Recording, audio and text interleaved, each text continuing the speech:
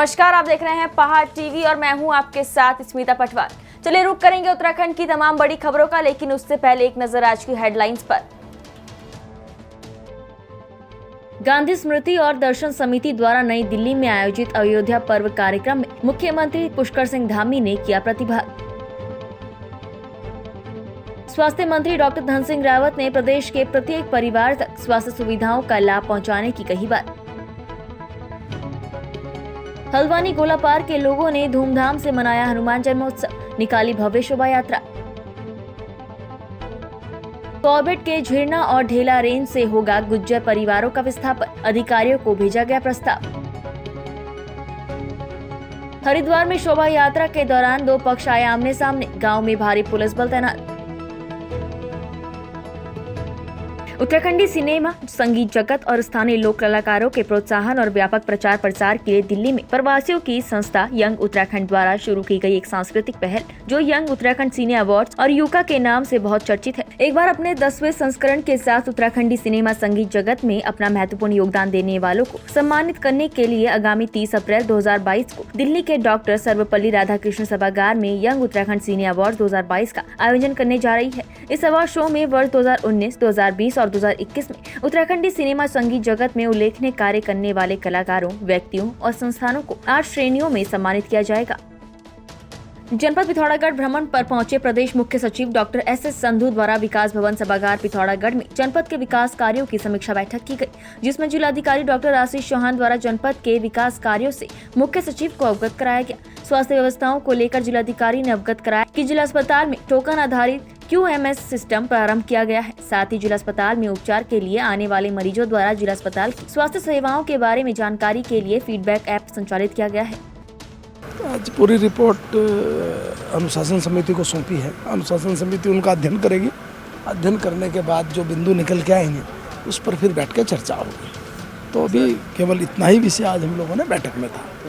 शनिवार को स्वास्थ्य मंत्री डॉक्टर धन सिंह रावत द्वारा स्वास्थ्य महानिदेशालय स्थित परिचर्चा सभागार में चिकित्सा स्वास्थ्य और परिवार कल्याण मंत्रालय उत्तराखंड द्वारा 16 अप्रैल 2022 को स्वास्थ्य मेला और आयुष्मान भारत की 4वीं वर्षगांठ के संबंध में प्रेस कॉन्फ्रेंस कर बताया गया कि आम जनमानस और उनके घर के समीप स्वास्थ्य सेवाएं उपलब्ध कराने के लिए भारत सरकार के सहयोग से Ayushman Bharat health and wellness centre के नाम से एक महत्वपूर्ण योजना को संचालित किया जा रहा है। उन्होंने कहा इस योजना की 4वीं वर्षगांठ को संपूर्ण देश के साथ ही उत्तराखंड में विभिन्न क्षेत्रों में स्वास्थ्य संबंधित कार्यक्रम आयोजित होंगे और इन केंद्रों पर टेली कंसल्टेशन के माध्यम से आम जन तक स्वास्थ्य सेवाएं और परामर्श की सुविधा उपलब्ध की जाएगी। ये भी हमने बना दिया है और बड़ी बात यह है कि इसमें राज्य के 6 विभाग भी भाग लेंगे। स्वास्थ्य विभाग तो लेगा, उसमें रहेगा ही रहेगा, पंचायती राज विभाग भी रहेगा, शिक्षा विभाग भी रहेगा, संस्कृति विभाग भी रहेगा, आयुष विभाग भी रहेगा। ऐसे 6-7 विभाग इसमें जोड़े गए हैं और चीफ सेक्रेटरी ने भी इनके सबकी बैठक ली है। और मैं कह सकता हूं कि पहला इवेंट ऐसा है जो कि स्वास्थ्य के क्षेत्र में हजारों लोगों को एक बड़ी राहत मिल जाएगी मेलों में। और इन मेलों में हर प्रकार की सुविधा देने के विषय हमने रखा है। जांच से लेके वहाँ पे जो आयुष्मान कार्ड बनाने से लेके जो सारी चीज़ें रखी हैं, लगभग 22-23 बिंदुओं पे वहाँ पे पूरा चेकअप भी होगा और लोग भी आएंगे। और उसके प्रचार प्रसार के लिए हर मेले के लिए 2-2 लाख रुपए यहाँ से दिए गए हैं। तो मुझे लगता है कि राज्य बनने, अभी नई सरकार बनने के बाद ये हमारे सरकार का पहला बड़ा कार्यक्रम है जो कि लगभग 110 या 15 स्थानों पे किया जाएगा। 95 ब्लॉकों में तो 100% होगा, सभी 7 के 7 नगर निगमों में होगा और अभी तक 11 नगर पालिकाओं में भी हमने चिन्हित कर दिया कि वहाँ भी कार्यक्रम होंगे। कुछ कार्यक्रम बढ़ भी सकते हैं, तो मुझे लगता है कि सभी जगह कार्यक्रम होंगे और हमारा विभाग जो है आज से इन कार्यक्रमों की तैयारी में लगा है। हिमनगरी मुंसियारी पहुंचे लोकसभा सांसद अजय टमटा का विवेकानंद विद्या मंदिर इंटर कॉलेज मुंसियारी के छात्र छात्राओं ने मदकोट चौराहे से लेकर विद्यालय तक बैंड बाजों के साथ जोरदार स्वागत किया। आपको बता दें कि विद्या भारती अखिल भारतीय शिक्षण संस्थान द्वारा संचालित हीरा देवी भट्ट विवेकानंद विद्या मंदिर इंटर कॉलेज मुंसियारी में सत्र 2021 से 2022 का वार्षिक परीक्षाफल घोषित किया गया। विश्व प्रसिद्ध जिम कॉर्बेट नेशनल पार्क के बफर एरिया में अभी भी कई गुज्जर परिवार निवास करते हैं, जिन्हें शिफ्ट किए जाने की कोशिश की जा रही है। ढेला और झिन्ना रेंज में अभी भी 52 परिवारों को शिफ्ट नहीं किया जा सका है, जिसको लेकर कॉर्बेट प्रशासन ने उच्च अधिकारियों को प्रस्ताव भेजा है। आपको बता दें कि कॉर्बेट प्रशासन ने जब सरकार को इस संबंध में 2022 में अवगत कराया था, तो सरकार ने 2019 में इन गुज्जर परिवारों को शिफ्ट करने की ओर कदम बढ़ाया था, लेकिन तब से अब तक स्थिति जो की त्यों बनी हुई है। कॉर्बेट प्रशासन ने एक बार फिर इन परिवारों के विस्थापन के लिए प्रस्ताव बनाकर शासन को भेजा है। कॉर्बेट टाइगर रिजर्व के डायरेक्टर राहुल कुमार ने बताया कि कॉर्बेट टाइगर रिजर्व के ढेला और झिन्ना रेंज में अभी भी 52 गुज्जर परिवार रह रहे हैं, जिनकी गणना का कार्य 2002 में किया गया था। उन्होंने बताया इससे पूर्व कॉर्बेट के एरिया में रह रहे गुज्जरों का विस्थापन हरिद्वार क्षेत्र में किया जा चुका है। अभी वर्तमान में 52 परिवार ढेला और झिन्ना रेंज में रह रहे हैं। उनके विस्थापन को लेकर 2019 में शासनादेश जारी किया गया था। शासनादेश में दिए गए शर्तों के अनुरूप गुज्जर परिवारों का विस्थापन का प्रस्ताव उच्च स्तर को भेजा जा रहा है।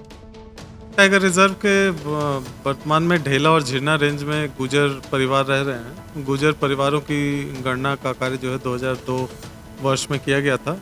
इससे पूर्व जो हमारे कोर एरियाज थे वहाँ से गुजरों का विस्थापन जो है हरिद्वार क्षेत्र में किया जा चुका है।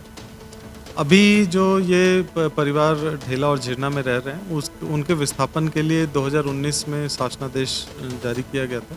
उस शासनादेश में दी गई शर्तों के अनुरूप जो है गुजर परिवारों का विस्थापन का प्रस्ताव जो है इस कार्यालय स्तर से उच्च स्तर को भेजा जा रहा है। प्रयास ये होगा कि चूँकि कॉर्बेट टाइगर रिजर्व के बफर जोन में भी काफ़ी टाइगर डेंसिटी अच्छी है, तो NTCA से विशेष इसमें प्रस्ताव पारित कराकर इससे बजट प्राप्त किया जाए। यदि नहीं होता है तो राज्य सरकार अपने स्तर से ये विस्थापन की कार्रवाई।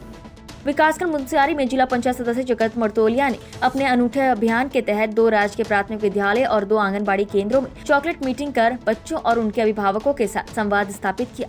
उन्होंने कहा कि अभिभावकों को बच्चों की शिक्षा के साथ ही सर्वांगीण विकास के लिए हमेशा सजग रहना चाहिए।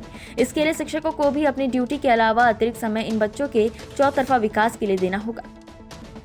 धर्मनगरी हरिद्वार में हनुमान जयंती धूमधाम से मनाई गई। कनखल में स्थित प्राचीन हनुमान मंदिर पर बड़ी संख्या में भक्तों ने संकट मोचन हनुमान के दर्शन किए।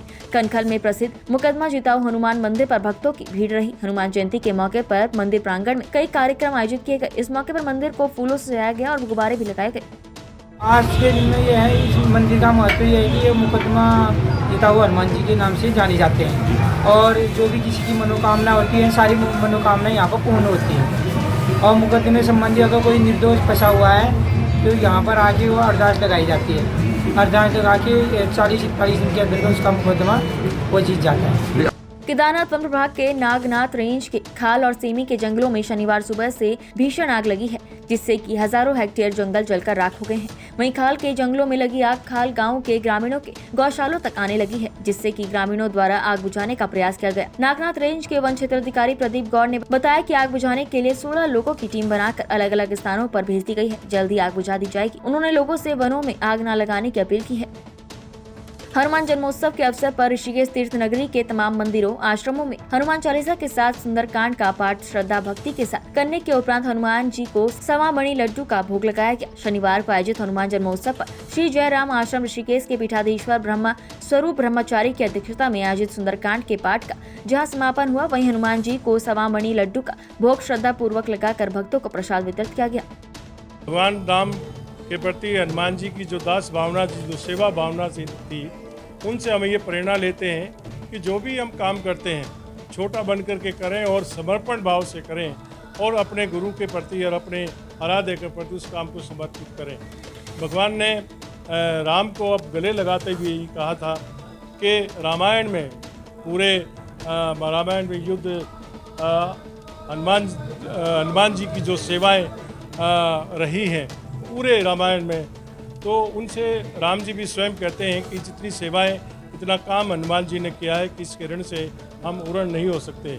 लेकिन हनुमान जी इस बात को कहते हैं कि प्रभु मैं तो आपका दास हूँ, मेरे ऊपर आपका कोई ऋण नहीं हो सकता। इसलिए हम जो भी काम करते हैं निस्वार्थ भाव से करना चाहिए। और हनुमान जी जहाँ संकट मोचक है, मैं भगवान के श्री चरणों में आज यही प्रार्थना करता हूँ कि हिंदुस्तान की तरक्की के लिए, समाज के कल्याण के लिए इनके दुख जितने भी हैं उनको आप भरें। रुद्रपुर की शांति विहार कॉलोनी स्थित एक वृद्धा आश्रम में बेटे समेत महिला को बंधक बनाने का मामला सामने आया है। महिला की शिकायत पर पहुंचे रिश्तेदारों ने आश्रम का पता लगाकर मामले की सूचना पुलिस को दी है। पुलिस ने मौके पर आश्रम संचालिका से मुख्य गेट की चाबी मंगवाई और महिला और उसके बेटे को छुड़वाया। महिला का आरोप था कि आश्रम में काम के बहाने संचालिका लाई थी और आश्रम में 3 ताले लगाकर बंधक बना दिया। पुलिस अब पूरे मामले की जाँच में जुट गई है। देर पहले कि एक महिला को बंधक बनाया गया ऐसे आरोप है। इसके लिए टीम जो है आदर्श कॉलोनी की तरफ से पुलिस की टीम गई है, वो अपना लीगल कार्रवाई कर रही है। जब ये लीगल कार्रवाई संपूर्ण हो जाएगा आपको फर्दर अपडेट किया जाएगा। बलिया क्षेत्र की एक महिला है जो यहाँ नौकरी के लिए रुद्रपुर आई थी। उसको एक सीमा नाम की महिला है, उसने यहाँ एक NGO खोल रखा था वृद्धाश्रम के नाम से। वहाँ पर उसे खाना बनाने के लिए लाई थी। विगत 22 तारीख को यहाँ से लाई थी और उसे यहाँ जहाँ पे इन्होंने जगह ले रखी थी वहाँ उसे कमरे में बंद करके रखा जाता था। नीचे गेट में भी ताला लगा दिया जाता था और जीने में भी ताला लगा दिया जाता था। आज उसके कुछ परिजन सूचना मिली कि उनके ऐसे उनके गाँव की एक महिला है, उसको यहाँ बंधक बना रखा है। तो वो यहाँ पहुँचे थे, जिनकी सूचना उन्होंने मुझे दी। तो मैं भी आया तो मौके पर पुलिस को हमने बुलाया। तो पुलिस अभी यहाँ से उन महिला जो 2 महिला यहाँ पे रह रही थी और उनका बच्चा, उनको अपने साथ लेके गई है। और कहीं ना कहीं मामला संदिग्ध लग रहा है। हमारी यही मांग है कि पुलिस उस पर सख्त कार्रवाई करे। उत्तराखंड की तमाम बड़ी खबरों में फिलहाल इतना ही। बाकी खबरों के लिए देखते रहिए पहाड़ टीवी। नमस्कार।